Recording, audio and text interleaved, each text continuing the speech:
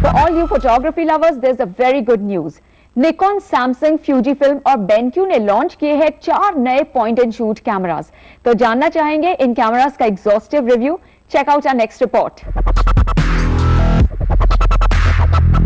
अलका, किसी भी खूबसूरत जगह पर जाते हैं तो वहाँ की जो यादें हैं हमारे दिल और दिमाग में तो रहती हैं, लेकिन वही यादें अगर हमारे फोटो फ्रेम्स में आ जाए हमारे ड्राइंग रूम में तो कैसा रहेगा? बहुत अच्छा रहेगा विभा। वैसे आजकल हम जब भी घूमने जाते हैं तो हमारे हाथ में कैमरा तो होता ही है, लेकिन यहाँ सिर्फ कैमरों की बात नहीं होगी, यहाँ पे होगी अच्छे कैमरों की बात, जिनसे हम फोटोज क्लिक करेंगे और अपने फोटो फ्रेम में सजा देंगे। लेकिन इन अच्छे कैमराज में एक दिक्कत आती है। एक DSLR कैमरा अगर आप लेते हैं तो उसको समझना थोड़ा कॉम्प्लिकेटेड हो सकता है, खासकर वो उन लोगों के लिए जो लोग फोटोग्राफी में नहीं हैं, तो उनको चाहिए कुछ सिंपल, इजी टू यूज।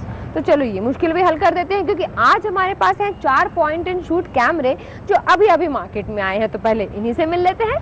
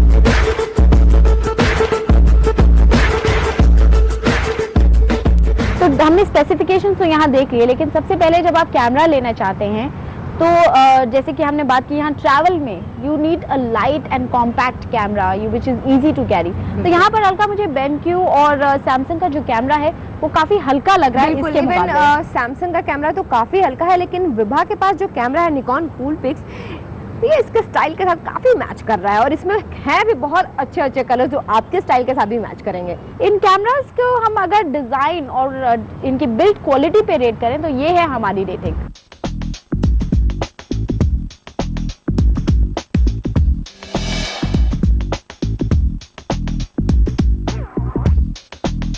इन चारों कैमरों के बिल्ड क्वालिटी और डिजाइन की बात करें तो अपने अट्रैक्टिव कलर्स की वजह से निकॉन कूलपिक्स S6200 इन सब से आगे निकल जाता है। ये कैमरा 5 कलर्स में अवेलेबल है। हालांकि वेट के मामले में सैमसंग DV300F 120 ग्राम के वजन के साथ सबसे हल्का है, जबकि Fujifilm FinePix S2980 की बिल्ड काफी सॉलिड है और यही वजह है कि ये 341 ग्राम वेट के साथ सबसे भारी है। BenQ GH200 slim metal body camera है जिसमें प्लास्टिक ग्रिप है।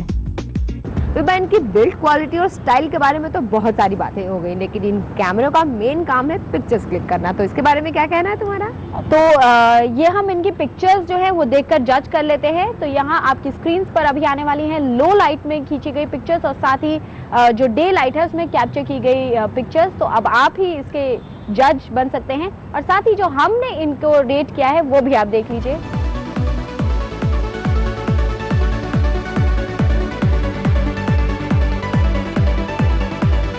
विभा, कैमरा हो या फिर कोई और भी गैजेट अगर हमारे हाथ में आए और बहुत सुंदर भी दिखता हो, बहुत अच्छी क्वालिटी हो, लेकिन उसका मेन्यू ढूंढते ढूंढते हमें 1 घंटा लग जाए तो फिर क्या फायदा?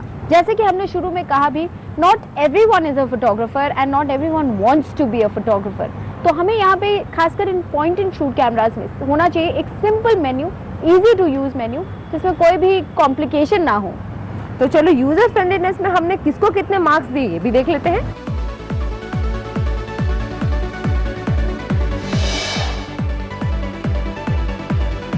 अलका, कोई भी गैजेट हो, अब जैसे कि यहाँ पर ये कैमराज ही हैं, तो इनमें कुछ ना कुछ अच्छा तो होता ही है लेकिन कमी भी होती है। तो क्या अच्छाइयाँ हैं और क्या कमियां हैं ये हम आपको अभी बता देते हैं। तो यानी अब ये जानने की बारी है कि इन कैमरों में क्या गुड है और क्या बैड है। Fujifilm S2980 में 14 मेगापिक्सल रेजोल्यूशन के साथ 18x ऑप्टिकल जूम है। लेंस में built in neutral density filter है, जिसका फायदा ये है कि आप इससे ब्राइट मिड डे सिचुएशंस में भी शूट कर सकते हैं। कैमरे में creative shooting modes, intelligent scene recognition system और मैनुअल कंट्रोल्स हैं। कैमरे में इनबिल्ट वाईफाई तो नहीं है, लेकिन आप चाहें तो फोटोज और वीडियोस को सोशल नेटवर्किंग साइट्स जैसे फेसबुक और यूट्यूब पर डायरेक्टली अपलोड कर सकते हैं। इसमें जूम रेंज और 28mm वाइड एंगल लेंस का कॉम्बिनेशन अच्छा है, हालांकि हाई लेवल जूम पर फोटोज थोड़ी सॉफ्ट आती हैं। निकॉन कूलपिक्स S6200 में 16 मेगापिक्सल के साथ 10x का जूम अच्छा कॉम्बिनेशन है। फोटोज में कलर्स तो काफी अच्छे निकल के आए हैं, लेकिन फुल साइज और हाई ISO में फोटोज सॉफ्ट और नॉइजी हैं। इसमें 2 ऑटो मोड्स हैं, सीन ऑटो सिलेक्टर और regulator auto mode, which is very common. कैमरे में फोटोज और वीडियोस के लिए वन टच रिकॉर्ड बटन है। निकॉन का ये कैमरा भी बाकी कूलपिक्स रेंज की तरह ही इजी टू हैंडल है। सैमसंग DV300F में भी निकॉन के कैमरे की तरह ही 16 मेगापिक्सल का रेजोल्यूशन है, लेकिन 5x का जूम थोड़ा कमजोर लगता है। कैमरे की सबसे बड़ी खासियत है इसमें ड्यूल स्क्रीन और बिल्ट इन वाईफाई का होना। कैमरे की प्रोसेसिंग स्पीड भी अच्छी है। आर्टिस्टिक ब्रश की मदद से फोटोज पर स्केच, कार्टून और इंक पेंटिंग इफेक्ट अप्लाई कर सकते हैं। मैजिक फ्रेम के अलावा हमें एक और मोड काफी पसंद आया, विच इज मोशन फोटो, जिसमें फ्रेम के किसी भी पार्ट को आप एनिमेट कर सकते हैं। साथ ही इस कैमरे में सिर्फ माइक्रो SD कार्ड स्लॉट है, which might be problematic. BenQ GH200 की बात करें तो 14.1 मेगापिक्सल रेजोल्यूशन के साथ 12.5x का optical zoom is a good combo. कैमरे के कुछ ऑप्शंस जैसे मैक्रो मोड्स लेफ्ट या राइट की से चूज नहीं कर सकते, आपको मेन्यू में वापस आना होगा। फुल ऑप्टिकल जूम में फोकस और कंटिन्यूअस शूटिंग काफी स्लो है, हालांकि प्लेबैक और स्क्रोलिंग स्पीड अच्छी है। इसकी स्क्रीन का रेजोल्यूशन भी कुछ खास मजेदार नहीं है। 24mm वाइड एंगल लेंस अच्छे जूम के साथ फोटोज क्लिक करने में काफी हेल्पफुल हैं। सारे कैमरास में शूटिंग मोड्स जैसे face detection, smile detection, red eye correction common features हैं। हमारा वर्डिक्ट अब हम आपको बता चुके हैं इन कैमरास के बारे में। तो अब आप ये डिसाइड कीजिए कि आपको कौन सा कैमरा खरीदना है और कौन सा नहीं।